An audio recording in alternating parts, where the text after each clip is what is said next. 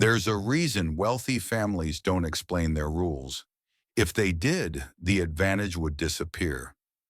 Most people believe power comes from money, from confidence, from intelligence, from education. But inside wealthy families, children are prepared for power long before money ever enters the picture. They are trained quietly, gradually, without ceremony. There are no speeches, no announcements, no lessons in the traditional sense. Instead, there is repetition, environment, observation. Children learn when to speak, when not to speak, when silence gives more information than words ever could. And that early invisible training decides who is taken seriously later in life and who never is. This is not discussed publicly, not because it is forbidden, but because it works best when outsiders don't notice it happening.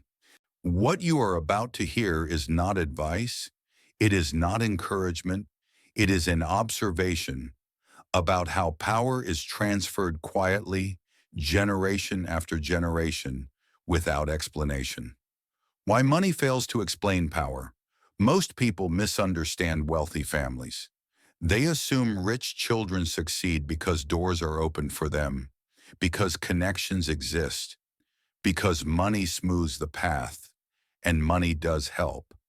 But it does not explain why some people command rooms effortlessly while others struggle to be heard, even with experience, credentials, and confidence. If money alone created power, every wealthy person would be influential. But that is not what we see. Some people inherit fortunes and lose relevance within a generation. Others inherit nothing and quietly rise into positions of authority. The difference is not intelligence, or it is not ambition, it is conditioning.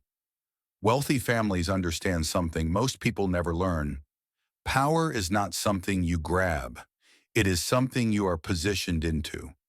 And positioning begins early, long before careers, long before resumes, long before public success. The first corrections: in many households, children are encouraged to speak early. They are praised for expressing opinions, for being vocal, for sharing feelings freely. Confidence is rewarded. Volume is mistaken for strength. In wealthy families, the lesson is different. Children are allowed to speak, but speech is not rewarded by default. Instead, timing is emphasized. A child who interrupts is corrected quietly, not with anger, not with humiliation, sometimes with a look, sometimes with a pause, sometimes with a change in attention. A no explanation is given. The lesson is absorbed without drama. Words carry weight, and weight depends on timing. This creates an early awareness most people never develop. While others are taught to fill silence, wealthy children are taught to respect it. Silence as a signal.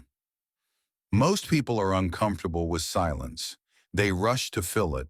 They speak to relieve tension. They reveal information they did not intend to share. Wealthy families treat silence differently. Silence is not awkward, it is informational. Children are allowed, or even encouraged, to sit quietly during adult conversations. They listen. They observe tone shifts, power dynamics, who defers, who interrupts, who controls outcomes without raising their voice. They learn something subtle. People reveal themselves when they speak freely, and then silence gives you time to notice patterns others miss. This skill compounds over time. Environment as education. Wealthy families rarely sit children down to explain power. They let the environment teach. Children grow up around controlled conversations, measured reactions, calm decision-making.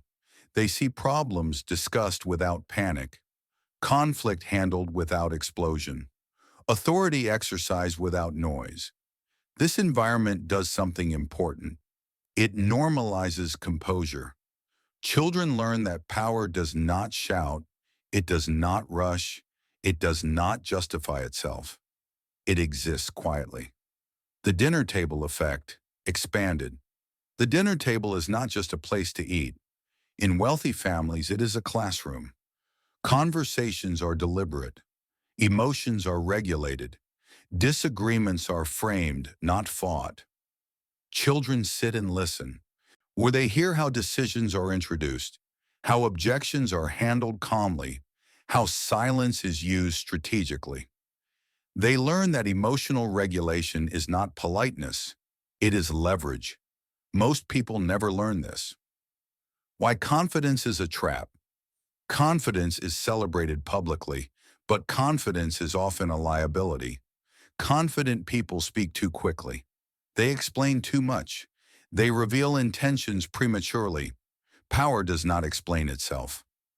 Wealthy families understand this early. So children are taught restraint, to wait, to observe reactions, to choose words carefully. By adulthood, the difference is unmistakable. One person fills the room with sound, another fills it with presence. One seeks approval, the other waits for alignment. Emotional control is strategy. Power requires emotional discipline, and this is not accidental in wealthy households. Children are guided toward composure. Outbursts are not rewarded. Reactivity is gently corrected, not harshly, quietly. Children learn that losing emotional control weakens influence. Over time, this becomes instinct. By adulthood, these individuals respond strategically, not impulsively. They are difficult to provoke, difficult to manipulate, difficult to read. Speech as a weapon. Speech is not discouraged. It is refined. Children learn that speaking is an action, not a reflex. They learn when to speak last, when to let others reveal information, when silence forces clarity. They understand something most people never realize. The first person to speak often sets the frame. The last person to speak often controls the outcome. How this plays out in adulthood. Years later, this training becomes visible in boardrooms, in negotiations, in leadership. Some people expose themselves immediately. They overshare. They seek validation. Others sit back. They listen. They let the room reveal its priorities. Wealthy families do not train children to win arguments. They train them to win positioning. The hidden cost of never being trained. This explains why many intelligent, hardworking people never access real power. Not because they lack ability, not because they lack ambition, but because no one trained them to be silent first. They were taught to express, not to observe. They were taught confidence, not awareness. And awareness is where power begins. The uncomfortable realization. Once you notice this pattern, it becomes impossible to ignore. Who speaks first? Who waits? Who reveals too much? What you begin to see power differently, not as dominance, but as restraint, not as aggression, but as positioning. This realization is uncomfortable because it reveals that many people were trained only for participation, not influence. If this perspective was new to you, stay here. There are more things no one explained. And once you understand how power actually moves, you start moving differently without announcing it.